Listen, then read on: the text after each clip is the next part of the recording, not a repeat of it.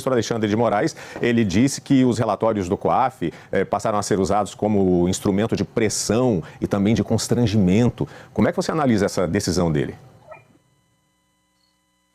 Veja, é curioso, porque Alexandre de Moraes parte de um princípio correto para adotar medidas completamente incorretas. Qual é o princípio correto? De que o Estado não pode fazer devassas financeiras, pescarias das finanças das pessoas ao seu bel prazer. Tem gente que não entende isso, diz que quem não deve não teme. Não é verdade isso. Quem não deve teme. Porque se o Estado puder fazer pescaria de dados financeiros sigilosos das pessoas, então um determinado político que tem um desafeto vai fazer essa pescaria, talvez ele descubra, por exemplo, que o seu desafeto pagava uma amante e passa a chantagear o desafeto. Não há crime nenhum aí, né? Há um desvio de comportamento social, talvez, e passa a chantagear o desafeto. Então não pode fazer devassa generalizada. Mas Alexandre de Moraes usa esse princípio correto de todas as democracias para adotar medidas que não fazem sentido. Aliás, fazem. Já vou explicar o sentido. Porque quando se diz que o COAF não pode compartilhar com o Ministério Público informações financeiras, ora, o COAF recebe alertas de bancos quando há movimentações incomuns.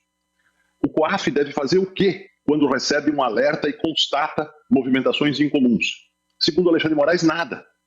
Mas ele deveria passar, como sempre passou, isso para o Ministério Público, que então pedirá ou não uma investigação sobre isso. O que Alexandre de Moraes está fazendo é engessar o COAF de tal forma que quase tudo que ele faça poderá ser contestado amanhã. E engessar CPIs, invadindo prerrogativas dos parlamentares. As CPIs não podem ter acesso a qualquer dado. Elas precisam quebrar sigilos e precisam argumentar para quebrar sigilos. Mas elas têm o direito de quebrar sigilos e ter acesso a dados do COAF, porque as CPIs têm isso na lei. A lei dá essa prerrogativa para as CPIs. Eu acho tudo isso muito estranho, porque Alexandre de Moraes toma essas medidas no momento exato em que as investigações do Banco Master miram dezenas de figurões, entre eles alguns figurões do Supremo Tribunal Federal, entre eles Alexandre de Moraes. Então, essas medidas de Alexandre de Moraes dão a impressão, espero que seja falsa, de que se trata de uma proteção corporativa que vem a calhar. Joel, esse talvez seja o principal ponto. De que forma essa decisão vai impactar os chamados crimes do colarinho branco, os grandes crimes financeiros, investigações como essas que já estão em andamento, né, como do caso Master, do INSS? O que é que pode acontecer a partir de agora? Vai dificultar que sejam investigados, julgados e punidos. Esse é o efeito prático. Em nome de uma certa defesa da privacidade ou contra abusos, você está tolhendo seriamente o próprio uso do COAF, né? A própria função de ser do COAF, que ele está ali, recebe uma notificação, levanta uma notificação toda vez que uma transação econômica estranha ou de valores mais elevados ocorre, ou quando é ligada a pessoas politicamente expostas. O que se faz com isso? É justamente porque isso pode ser fornecido ao Ministério Público que é relevante esse tipo de alerta. E que façam que as autoridades fiquem de olho, portanto. É claro, se alguém pegar essa informação, que tem que ser sigilosa, é entre COAF, Receita, Ministério Público, não é para ficar distribuindo por aí. Se alguém pega, vaza essa informação ou usa essa informação para chantagear, isso é crime. Temos que ter mecanismos de, aí sim, ir atrás desse tipo de crime. Não pode ser tolerado de forma alguma. Mas você restringir daí o próprio potencial investigativo, informativo do COAF, em nome de reduzir os abusos que ele porventura pode vir a ser usado, você está atando as mãos das autoridades no Brasil. E você está, portanto, facilitando para o crime de colarinho branco, para a corrupção. Vamos lembrar que a gente está vendo nos últimos anos, né, um vai e vem dessa questão do COAF. Cada hora parece que o Supremo decide algo um pouquinho diferente, que libera um pouco mais, restringe um pouco mais. Tudo isso começou lá na investigação de rachadinhas em políticos do Rio de Janeiro, incluindo, não era o único, mas incluindo o Flávio Bolsonaro. E que surgiu a informação graças a informações do COAF. Depois o Supremo decidiu que não podia. Foi tudo por água abaixo, tudo virou pizza. E não duvido de que nessa decisão do Alexandre de Moraes possa ser usada também para salvar diversos casos cuja defesa vai utilizar essa nova decisão para dizer, olha, o que fizeram com a gente, estava errado.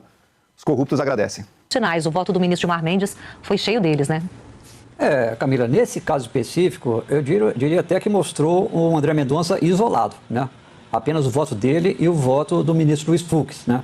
Edson Fachin, presidente do Supremo, que tem dado todo o apoio a André Mendonça nessas investigações, tanto do INSS quanto do Master, ele votou contra, né? Seguindo a linha do que ele vem falando, né? Inclusive na semana passada ele falou muito sobre isso, sobre a necessidade de autocontenção dos ministros do Supremo e evitar que interfiram em assuntos do Legislativo, a não ser quando você tem uma lei clara que determine que aquele pedido feito ao Supremo tem base legal. E ontem ele repetiu o que disse Flávio Dino no seu voto divergente, a ministra Carmen Lúcia e outros, né, de que na questão da criação de uma CPMI ou CPI, isso está fundamentado na Constituição, é um direito da minoria.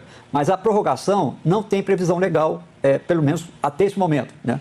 O ministro André Mendonça fez uma relação. Se você tem direito na criação, você também teria que ter direito na prorrogação. Não foi o entendimento de 8 ministros, né, inclusive de Edson Fachin, na linha de que não há previsão legal de prorrogação automática de uma comissão, né, que a criação fato, está na Constituição. Então ele ficou isolado nesse ponto dele, diferentemente daquele pedido de prisão que ele fez de Vorcaro, de Fabiano Zettel e de outros, né, ali a decisão dele foi mantida na segunda turma por 4-0, né, inclusive Gilmar Mendes, o ministro Gilmar Mendes, que tem sido crítico de André Mendonça, deu uma motivação diferente, mas votou a favor da prisão, da manutenção da prisão de Daniel Vorcaro, né? Então, você observa que neste julgamento, André Mendonça ficou isolado. Isso é uma sinalização, Camila, de que o ministro deve enfrentar dificuldades também quando se tratar de algum tema relacionado à CPI, o inquérito do Master, quando for a plenário. Por sinal, falando em Master, eu conversava mais cedo hoje com o senador Alessandro Vieira, Camila, e o que ele me dizia? Olha, eu analisei os votos que foram dados ontem, e praticamente todos que foram contra a prorrogação citaram que a criação é um direito da minoria previsto na Constituição. Por isso ele avalia, inclusive, que o presidente do Senado, Davi Alcolumbre, deveria se antecipar antes que o mandado de segurança que eles impetraram no Supremo, determinando a instalação da CPI do Master, que Davi Alcolumbre faça isso antes de uma decisão ali do Supremo, né? Porque ele fala, olha, os votos de ontem mostraram que realmente a criação é um direito da minoria, a prorrogação não. E aí ele vai pedir para Davi Alcolumbre, olha, instale logo essa CPI. Isso ele já vai conversar com ele. A relatoria desse caso caiu nas mãos do ministro Nunes Marques, mas por prevenção ele pode alegar que não é caso dele, tem que ser transferido para o ministro André Mendonça. Com certeza André Mendonça vai dar o direito de instalar, porque ele fala no seu voto que a criação e a prorrogação são direitos da minoria. Os 8 ministros entenderam de forma diferente, que prorrogação não é um direito automático da minoria. Camila. Esse é o ponto da conversa, porque enquanto encerra-se a CPMI do INSS, Valdo, como você estava colocando aí, Otávio, agora também positivo pelos votos e pela objetividade do 8-2 nos votos, que a CPI do Master, que está lá pedindo para ser instalada, já que no Senado Alcolumbre ainda não leu, seja impositiva a decisão pela instalação. Pelo menos a maioria do Supremo pensa assim. Então vamos lá, vamos tentar explicar, que eu tentei organizar a minha cabeça. A Constituição garante que a minoria pode instalar uma CPI, mesmo que o presidente do Congresso ou da Câmara seja contra. Existem regras, cada regimento tem uma regra, na Câmara tem um número limitado de CPIs em andamento, no Senado são outras regras, quando é uma CPI mista é um outro regimento, acho que a Camila sabe mais isso do que eu para explicar. São 3 regras, né? Uma da Câmara, uma do Senado e uma quando é CPMI mista, com senadores e deputados. Então, o STF diz a minoria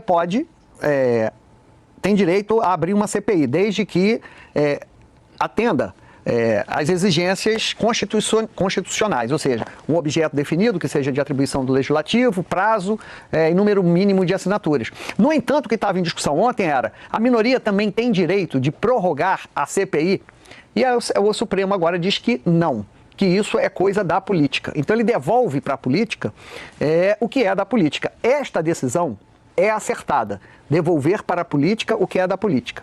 O que você pode criticar é a contradição do Supremo, que há tempos vem decidindo no judiciário o que deveria ser da política. Com a crítica que eu faço, que a política muitas vezes deixa um vácuo, e o Supremo é instado a agir por partidos pequenos, que são da minoria, que faz parte do jogo. Então 8-2, eu acho que é um placar que não é só espelhar a divisão, todos contra Mendonça e Fux, etc. Acho que tem uma questão jurídica aí importante, né, para 8 ministros decidirem dessa forma. Como leigo, é estranha a decisão. Porque Por quê? eu estranho a decisão pelo seguinte: existe uma maternidade em uma população que tem uma minoria étnica. E aí a justiça, um tribunal diz assim, olha, essa minoria tem direito a dar à luz na maternidade, né? Então você garante o direito da minoria dar à luz. Aí depois, aí diz assim, olha, eu preciso agora do oxigênio, eu preciso agora dos cuidados pós-natal, é assim que chama, né? Depois do nascimento, é pré-natal, deve ter pós-natal. Pode ser. E aí diz assim, não, a gente garantiu o parto, os cuidados não. Então o bebê está em risco. Eu não sei se essa comparação é feliz. Eu acho Perguntando para vocês. Uma coisa são os fatos que aconteceram em relação ao escândalo, outra coisa é a luta política. Vamos colocar aqui o exemplo, trazendo recente não, está acontecendo até agora, do INSS.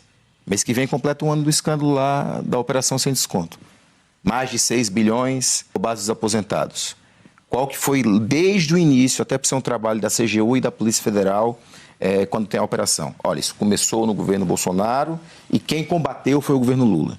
Tendo CPI sobre isso, se fala do filho do presidente Lula, a população, de um modo geral, vai dizer, não, isso começou lá no governo anterior e quem está combatendo é esse. Por isso que é difícil esse cálculo. Que vai pegar, governo é vitrine sempre.